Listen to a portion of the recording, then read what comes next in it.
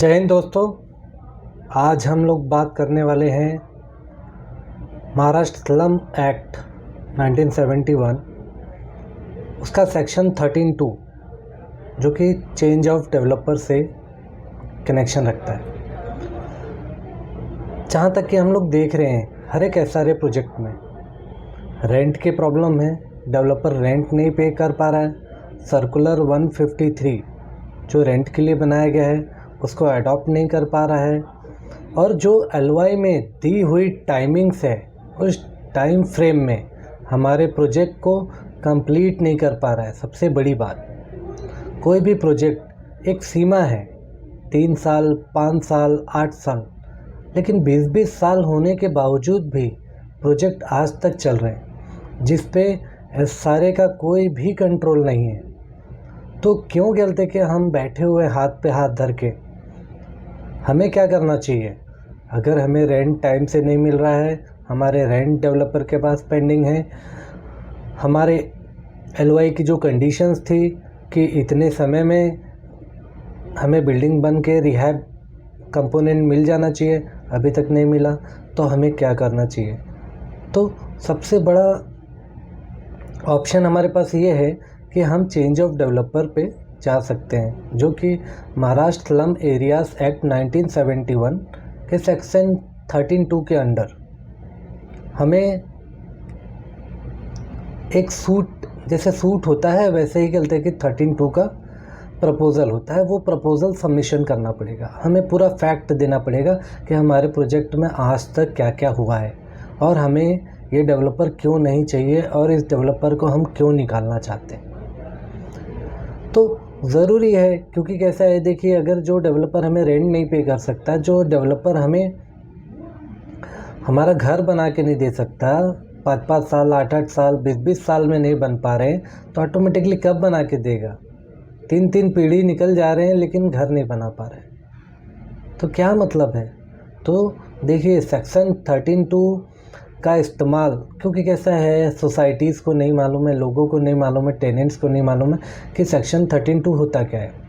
Section 13(2) change of developer से connect करता है, और चेंज ऑफ डेवलपर अगर एक समय सीमा ख़त्म हो जाती है तो चेंज ऑफ डेवलपर करना बहुत ज़रूरी है। आप ये देखिए करते हैं आपके केस का स्टेटस क्या चल रहा है, आपके प्रोजेक्ट का स्टेटस क्या चल रहा है, आप किस कंडीशन में चल रहे हो, तो आप क्यों कहते कि उस डेवलपर को लेके झेलते रहे। और जब भी कहते कि आपका जब प्रपोज़ल कहते हैं कि 13(2) के लिए बनाते हैं, आपका CO के पास जमा होता है SRA अथॉरिटी में, तो जब भी आपकी हियरिंग लगती है उस पर, ठीक है, थोड़ा समय लगता है, 2-3 महीना हियरिंग लगने में समय लगता है, लेकिन जब भी आपकी हियरिंग लगती है तो बाकायदा आप लोग वहाँ पे जो बातें CO साहब के सामने रखते हैं, वो जो बातें आप वर्बली रखते हैं वो रिटर्न में भी होनी चाहिए कि हमें क्यों नहीं चाहिए डेवलपर से हमें क्या अंडरटेकिंग चाहिए, डेवलपर से हम क्यों असंतुष्ट हैं। तो हर एक बातें जो बोल रहे हो आप, वो रिटर्न भी होनी चाहिए, और रिटर्न में ही कहते कि आपको रखना चाहिए, जो कि एक एविडेंस है जिस पे आप कल के डेट में अगर कोर्ट में भी चैलेंज करना हो तो आप जा सकते हो। तो जब 13(2) में आप चल रहे हो हियरिंग में, तो किसी भी मुद्दे पे, अगर रेंट का मुद्दा है, आपका प्रोजेक्ट कंप्लीट नहीं हो रहा है, कंप्लीट नहीं कर पा रहा है डेवलपर, तो ऑटोमेटिकली उस चीज़ की अंडरटेकिंग होनी चाहिए, और उस अंडरटेकिंग में अगर यदि कहते कि वो कंप्लीट नहीं कर पाता है तो उस अंडरटेकिंग में होना चाहिए कि भाई कहते हैं मैं कोई फर्दर क्लेम नहीं करूँगा, और NOC जो भी सोसाइटी है उसको NOC दे दूंगा without incurring any expenses of the project. तो देखिए कैसा है, 13(2) को प्रपोज़ल जब आप रखते हैं, ठीक है, एक डीप कहते हैं कि प्रपोज़ल पूरा स्टोरी बनानी पड़ती है, जैसा कि कोर्ट में हम केस डालते हैं, एक सूट डालते हैं, वैसे ही ये 13(2) का प्रपोज़ल बनाने पड़ते हैं। तो हमें सब कुछ ब्रीफ में देना पड़ता है, और क्यों निकालना चाहते हैं वो देना पड़ता है, जिसमें SRA अथॉरिटी सामने वाले बिल्डर को अपॉर्चुनिटी देगी कि हियरिंग लगाएगी, और उस पर जॉइंट हियरिंग होगी आप लोगों की। उस हियरिंग में 1 हियरिंग होगी, 2 हियरिंग होगी, 3 हियरिंग होगी। अगर कहते कि उससे सेटिस्फाई नहीं पाया गया तो डेवलपर को निकाल दिया जाएगा विद फर्दर कॉस्ट, जो भी एक्सपेंसेस उससे इनकर्ड हुए हैं आज तक, ठीक है। तो ज़रूरी ये है कि हम हाथ पे हाथ धरे क्यों बैठे हैं, 5 साल 10 साल 20 साल का इंतज़ार क्यों कर रहे हैं। मेरे पास बहुत सारे प्रोजेक्ट्स आते हैं, ठीक है, मैं उनको बोलता हूँ 13(2) में, और सोसाइटी वाले भी जाते हैं, दे एग्री कि हमें 13(2) में जाना चाहिए। लेकिन कुछ टेनेंट्स हैं, कुछ सोसाइटीज़ हैं, वो डरते रहते हैं, अरे डेवलपर के अगेंस्ट क्यों जाएं, हम क्यों 13(2)। लेकिन देखिए कैसा है, डेवलपमेंट आपको चाहिए तो 13(2) में जाना ही पड़ेगा। आपको अगर अपनी राइट्स चाहिए, राइट्स रखनी है सीओ के सामने, तो आपको 13(2) में जाना पड़ेगा। देखिए जब तक आप 13(2) में नहीं जाएंगे तब तक आपको ये नहीं मालूम पड़ने वाला है कि आपका प्रोजेक्ट कब कंप्लीट हो रहा है, आपके रेंट्स कब रिलीज़ होने वाले हैं, ठीक है, और कब कैसा है कि आपको एक्चुअल आपके एसआरए के थ्रू आपके राइट्स मिलने वाले हैं, जो कि on return on file CO साहब के सामने ही हियरिंग चलती है। उसमें आप अपनी सभी बातें रख सकते हैं, और जो बातें रखते हैं वो लिखित में भी दें। अगर सोसाइटी 13(2) में फ़ाइल करती है तो वेल एंड गुड, अगर सोसाइटी नहीं फ़ाइल करती है तो लोग कहते हैं कि टेनेंट्स के पास में कहते हैं कि अच्छा खासा बहुमत है, तो वो लोग भी फ़ाइल कर सकते हैं। और 13(2) अगर देखिए कैसा है, प्रॉब्लम कहते हैं कि आपके साथ में लोग नहीं आते हैं, तब पर भी 13(2) आप फाइल कर सकते हो, क्योंकि देखिए कैसा है, राइट्स आपको चाहिए, आपको अपनी बात रखना है कि मुझे क्यों नहीं चाहिए। अगर सब सेटिस्फाई हो गए तो कहते हैं कि आप सेटिस्फाई नहीं हुए तो आप जा सकते हो 13(2) के लिए अप्रोच कर सकते हो। कंसर्न अथॉरिटी आपका सुनेगी, जब फाइल पे सुनेगी तब कार्रवाई होगी। तो आप ये मत घबराइए, टेनेंट सोसाइटी के डेवलपर नहीं मिलेगा, कुछ नहीं होगा, कैसे डेवलपमेंट होगा। देखिए कैसा है, वो स्टेटस को देखा जाएगा कि भाई क्या करना है क्या नहीं करना है। आज आपकी बात नहीं हो पा रही डायरेक्टली डेवलपर से, तो वहाँ पे जॉइंट मीटिंग में बात होगी कि भाई आप क्या करना चाहते हो, आप कैसे देना चाहते हो, आप कितने समय में देना चाहते हो।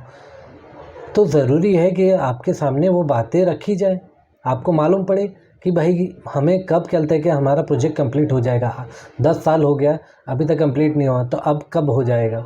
अंडरटेकिंग देना पड़ेगा ना, रेंट कब तक मिलेगा हमको, रेंट किस हिसाब से मिलेगा, रेंट का फिक्सेशन क्या होगा, रेंट सर्कुलर 153 के हिसाब से कहता है कि हर एक साल बढ़ेगा कि नहीं बढ़ेगा।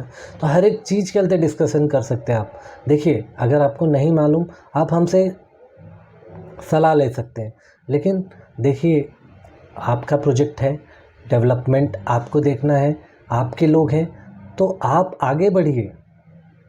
आप 13(2) खेलते जिस जो प्रोजेक्ट्स खेलते हैं 5 साल से रखड़ रहे हैं, तो उनके लिए 13(2) फाइल कीजिए, उसमें देरी मत लगाइए, क्योंकि जब आप 13(2) फाइल करोगे तभी आपको एग्जैक्ट मालूम पड़ेगा कि आपका प्रोजेक्ट कब कंप्लीट होने वाला है, और वो भी क्लियर कहते हैं पेपर्स में मालूम पड़ेंगे।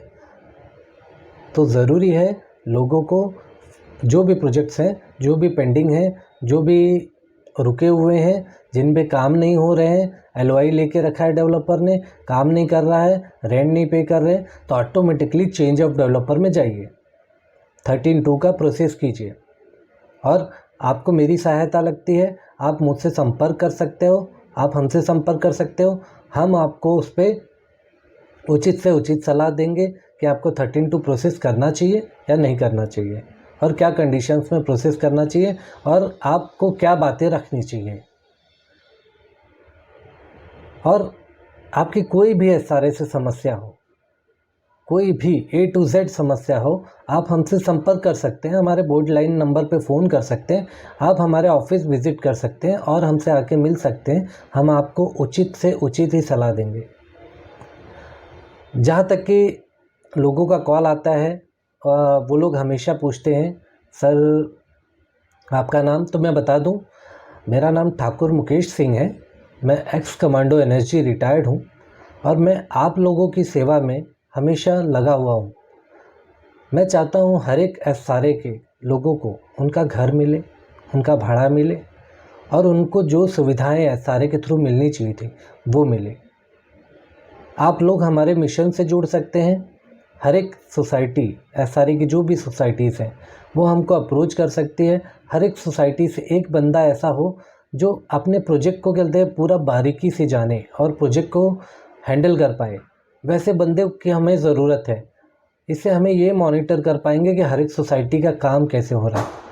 देखिए, मिशन मेरा है लेकिन काम आपको करना है।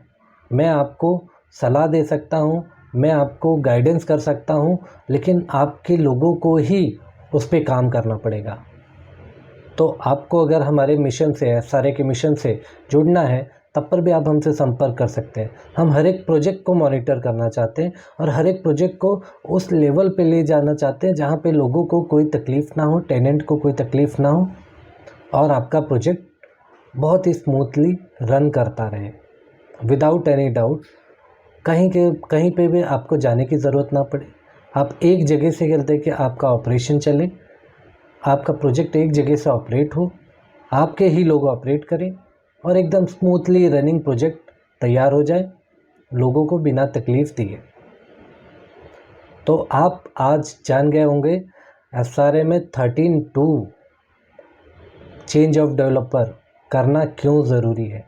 अगर आपको अपनी राइट्स के लिए लड़ना है तो आपको 13(2) के प्रोसेस में जाना है। और जाना क्यों है? आज यदि आपका प्रोजेक्ट 3 साल, 5 साल, 10 साल से ऊपर हो गया है और आपका प्रोजेक्ट कंप्लीट नहीं हुआ तो आप 13(2) में जाइए और अपने राइट्स के लिए अपनी बात रखिए कि हम चेंज ऑफ डेवलपर क्यों चाहते हैं। तब तो आपको मालूम पड़ेगा, तब तो आपको राइट्स समझ में आएगी आपकी। तो ऐसे ही बहुत सारे एसआरए के बहुत सारे विषयों पे हम आपको अवगत कराते रहेंगे। आप हमारे चैनल से जुड़े रहें, हमारे चैनल को सब्सक्राइब करके रखें, शेयर करें लोगों तक और जो भी सलाह एसआरए पे आप चाहते हो आप हमसे संपर्क कर सकते हो। आप हमेशा आमंत्रित हो, हम आपकी सेवा में लगे रहेंगे। आज के लिए बस इतना ही। आज हमने आपको 13(2) चेंज ऑफ डेवलपर के बारे में बताया। आगे ऐसे ही आपको एसआरए के अलग अलग टॉपिक्स पे अवगत कराते रहेंगे। चलिए आज के लिए अलविदा। जय हिंद, जय भारत।